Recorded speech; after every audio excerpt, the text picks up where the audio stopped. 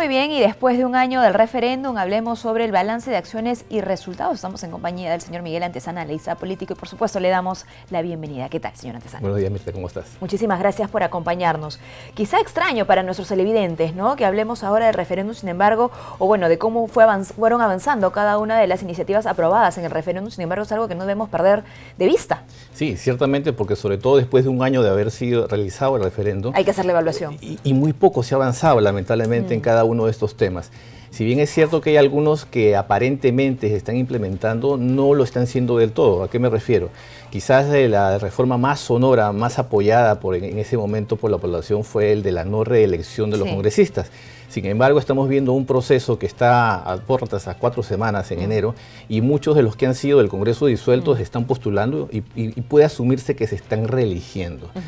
Sin embargo, esto tiene que ver mucho también con las reglas de juego vigentes al inicio del proceso. Por lo tanto, seguramente para el 2021 ahí sí veremos en plena aplicación la no reelección. No veremos ninguno de estos congresistas en el nuevo Congreso elegir al nuevo periodo legislativo, que sería el 2021-2026. Y en cuanto a las otras reformas, también hemos tenido un balance bastante bajo. No se han aplicado las reformas, y también otra de las grandes polémicas, el jurado, la Junta Nacional de Justicia, que hasta este momento lamentablemente no se ha podido concretar. Y que lamentablemente en el camino ha tenido varios tropiezos. No, bueno, que también es propio de cualquier tipo de reforma cuando se quieren hacer cambios de ese tipo. Sí, sobre todo por el tema de los postulantes. Exacto, curiosamente, de la convocatoria, ¿no? Convocatoria, el proceso en sí, las personas que están postulando, y también yo creo que hay otros elementos adicionales. En el primero, si recordamos, de tantos postulantes que hubo, no recuerdo exactamente el número, quedó al final, quedaron 3. Y de esos 3, uno fue bastante observado, que era el que prácticamente iba a ser el único miembro de la Junta Nacional de Justicia, que finalmente no quedó. Y ahora yo creo que estamos siguiendo, si bien no tan accidentado como el primero, el proceso actual también está siendo de alguna manera lento, y no se está viendo entonces los resultados de esta reforma que se aprobó hace un año. Entonces eso yo creo que también afecta mucho el tema de la gobernabilidad, de la confianza, pero sobre todo de la justicia. Estamos hablando de miles de procesos que no están siendo atendidos, que dejó pendiente Consejo Nacional de Magistratura antiguo, y que debiera verlo la Junta Nacional de Justicia. Y que tendrían que empezar ya con ese trabajo, ¿no? Porque el proceso de evaluación, de convocatoria, son cuestiones pues de forma, no menos importantes. Sin embargo, el fondo, es decir, la administración de la justicia en nuestro país, es aquello pues que el ciudadano quiere ver ya de manera eficiente, ¿no? Es así, además con el antecedente.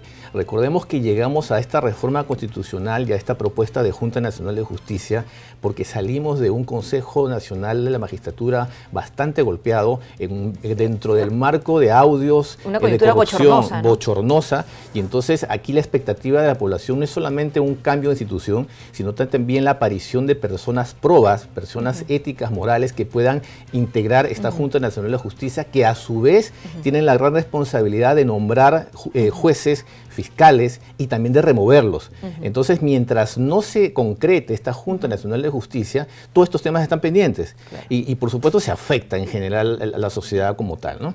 Lamentablemente la ciudadanía no se relaciona directamente o no se interesa por cómo es la evaluación, ¿no?, qué tipo de preguntas se le hacen a los magistrados, pero sí quieren ver finalmente, y luego de todo el proceso, a los mejores en el cargo, ¿no? Sí, y yo creo que ahí es muy importante la intervención de los medios de comunicación, e inclusive de personas que ahora están presentes y tienen voz a través de las redes sociales. ¿A qué me refiero?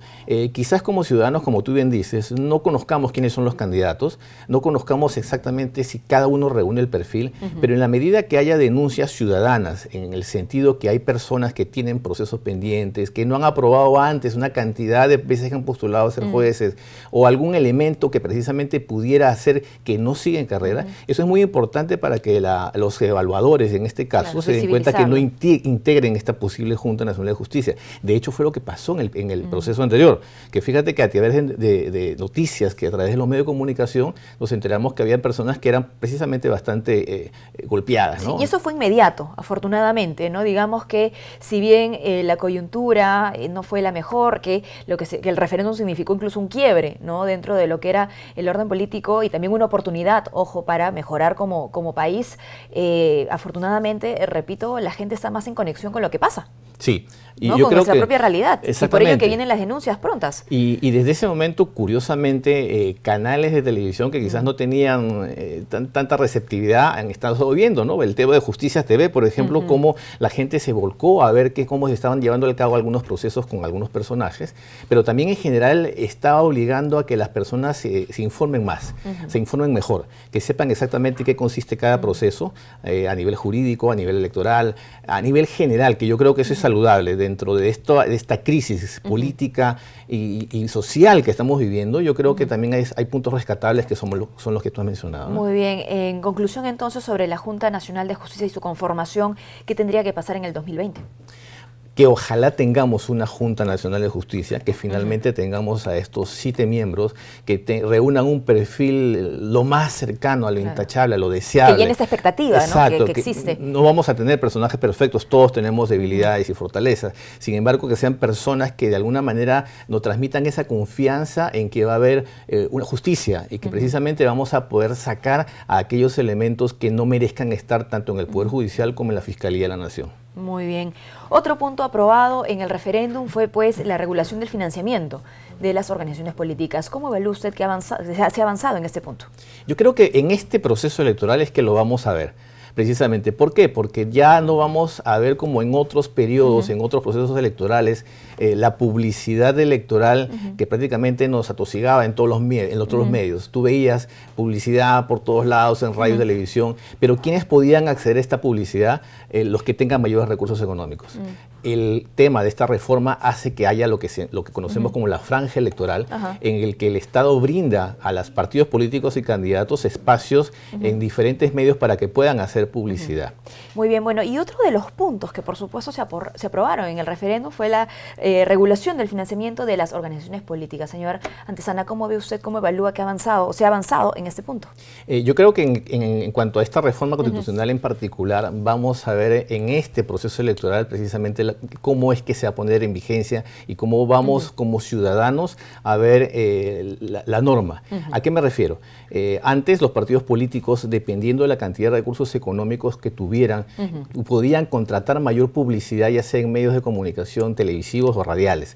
Y esto, por supuesto, ponía en desventaja a aquellos partidos o candidatos que no lo tuvieran. Claro, con menos recursos. Exacto. Entonces, a la hora de tener una franja electoral que el Estado brinda a todos los partidos y candidatos, va a haber una especie de equilibrio, de justicia a nivel comunicacional. Sin embargo, también esto obliga a los partidos políticos, a los candidatos, a tener una mirada más estratégica en la comunicación, porque vas a ver cómo te acercas a la ciudadanía fuera de los medios tradicionales y, por ejemplo, a través de las redes sociales, cómo vas a hacer la publicidad. Bueno, hay que optimizar recursos ahora, fuera de lo que ya no se puede hacer. Sí, pero además, como decía, el tema de estrategia es muy importante, porque hasta ahora en el caso peruano, a diferencia de otros países latinoamericanos, hemos tenido campañas muy tradicionales, muy monótonas, muy de lo mismo, que inclusive no hay un mensaje que impacte a los ciudadanos, sino que simplemente la cara, el número, el vota por tal cosa, inclusive ofertas engañosas. Y eso yo creo que la gente también está de alguna manera evolucionando para saber qué cosa en realidad, en el caso de ahora, que hace un congresista y qué no hace. Como en la entrevista, como lo comentábamos en la entrevista con el presidente del Tribunal de Honor, ¿no? Hay que hablar sobre aquello que es competencia. No podemos esperar que el congresista haga algo fuera de su competencia o de sus funciones. Y nuevamente yo creo que aquí es importantísima la intervención de los medios de comunicación social. Hay ciertos medios que están precisamente divulgando entrevistas cortas a candidatos y le preguntan sobre algún tema en particular, y cuando este candidato ni siquiera tiene idea de qué está hablando, en qué comisión del Congreso pudiera tratarse, o si esto es dentro del marco de sus funciones, yo creo que esa es una información valiosa para el ciudadano para saber por quién no votar, independientemente del partido que pertenezca, porque estamos llevando a personas que van a tener la responsabilidad de legislar, de tomar decisiones en nombre de toda la ciudadanía, y por lo tanto entonces aquí el tema de la publicidad engañosa es muy importante ponerla al frente del ciudadano para que precisamente no tome decisiones equivocadas. Ahora, ¿cuál va a ser el impacto directamente de esta reforma constitucional al interior de las organizaciones políticas por encima de la estrategia, como ha dicho usted, ¿no es cierto? Y de que más organizaciones puedan participar, porque claro, ya no se van a necesitar quizá tantos recursos. Aquí va a depender mucho entonces de la fortaleza de las propuestas, porque independientemente que tú puedas tener una igualdad a nivel comunicacional frente a los medios, si todos estamos en las mismas condiciones en un ideal, aquí va a depender de la propuesta que tú hagas, de qué cosa impacta a la población y que la población de alguna manera se conecte con ella. En la medida que hayan propuestas serias, que la gente crea que es una necesidad inmediata y que estos congresistas o futuros congresistas se comprometan a realizarla, eso yo creo que va a ser lo más importante en esta campaña. Que por cierto, desde mi punto de vista no ha empezado. Ha coincidido en un periodo muy atípico, porque estamos hablando de la Navidad, Año Nuevo, y seguramente pasado Año Nuevo, los primeros días de enero vamos a empezar a ver ese bombardeo por otros medios, no necesariamente por los tradicionales, pero veremos entonces cuáles son los partidos o candidatos que se destacan por tener una estrategia distinta, por tener mensajes de impacto, pero también a ellos se van a evidenciar mucho los que no lo tienen. Y esto va a poner a nivel del ciudadano un factor más para tomar decisiones. La estrategia comunicacional y el mensaje. Muy bien. ¿Diría usted que esta reforma constitucional en específico podría colaborar al fortalecimiento de las organizaciones políticas, pese a que los va a poner y les va a plantear nuevos retos y desafíos? Yo creo que sí, los obliga. Los obliga porque hasta ahora hemos tenido partidos políticos en el papel, pero en la práctica hemos tenido muchas veces simplemente cascarones que llevan a candidatos a buscar un puesto de poder. Sin embargo, como estamos hablando ya de estrategias, como estamos hablando de ir a algo más allá de la campaña tradicional, eso obliga a los partidos políticos a plantear propuestas, programas de gobierno, iniciativas legales, en este caso para el Congreso, para ver si saben o no saben a lo que se enfrentan, que no es solamente llegar al Congreso y ofrecer cosas que no pueden cumplir porque no es su competencia, sino que entonces ellos como partidos obliga a replantearse inclusive con qué gente está conformada. Porque puedes tener políticos tradicionales, pero si esta gente no sabe exactamente qué cosa va a hacer, los demás también se van a ver arrastrados en esa mala reputación de estas personas. Entonces yo creo que es una situación interesante que obliga a replantearse internamente cuál es la organización, cuál es la manera de pensar, la filosofía, etcétera. Muy bien. Hemos hablado hasta el momento sobre la prohibición de la reelección inmediata de parlamentarios, de la conformación de la Junta Nacional de Justicia, finalmente de la regulación del financiamiento de las organizaciones políticas, y hubo una reforma constitucional que quedó fuera de carrera. ¿Sería posible regresar a ella? Estamos hablando de la bicameralidad. Sí. Yo creo que en el momento que se presentó, precisamente finalmente se optó por inducirle a la ciudadanía a que votaran que no, porque hubo una deformación de la propuesta inicial. Se está hablando de una Cámara de Diputados y una Cámara de Senadores que supuestamente, de acuerdo a la memoria que tenemos a nivel peruano y según las experiencias de otros países, esta Cámara de Senadores sería una Cámara más inteligente, más pensante, más de miembros que tuvieran un perfil, una expertise tanto académica como profesional, moral, ética. Es como que el gran filtro de lo que la Cámara de Diputados pudiera hacer. Sin embargo, esta propuesta, como te decía, en el Congreso anterior se distorsionó, entonces por eso se invitó a votar al no y ciertamente contó con ese apoyo. Ahora, en este momento yo creo que todavía es muy prematuro decir que vayamos a una Cámara de Senadores y Diputados. Teniendo tanto pendiente, además. Exactamente, porque además vamos a un Congreso que va solamente a cumplir o a terminar el periodo anterior de 1 año 4 meses apenas, y vamos a ver cómo se juegan las nuevas reglas de juego para las próximas elecciones del 2021. Entonces, si todavía no sabemos cómo van a funcionar estas nuevas reglas de juego, pensar en un Congreso distinto yo creo que todavía es muy prematuro. Hay que ver cómo salimos de esta experiencia, de este Congreso. Ojalá que sea mejor que la anterior. Airosos. Exacto, ojalá que sea mejor que la anterior. Y también así en el subsiguiente, en el 2021, elijamos un Congreso mejor que todavía que este anterior. Y que en esta etapa además se cierren muchos temas que están pendientes, que es lo importante. No solamente llegar con una agenda nueva, sino cerrar aquella que está en pausa. Y avanzar en las reformas políticas que el Congreso anterior no quiso avanzar. Eso yo creo que también es un gran reclamo ciudadano y en la medida que este Congreso ojalá satisfaga esa necesidad, recién en el siguiente Congreso podremos ver alguna reforma y quizás pensar nuevamente, como tú dices, en un Congreso bicameral. Muy bien, bueno, muchísimas gracias, señora Antezana, por habernos acompañado. ¿Algo que usted quisiera agregar sobre la reforma y la evolución? Bueno, sobre las 4 reformas en realidad. Bueno, sí, muchas gracias por la invitación. Yo creo que en realidad aquí como ciudadanos todos estamos esperando que se avance más. Ciertamente que estas 4 reformas fueron un primer paso.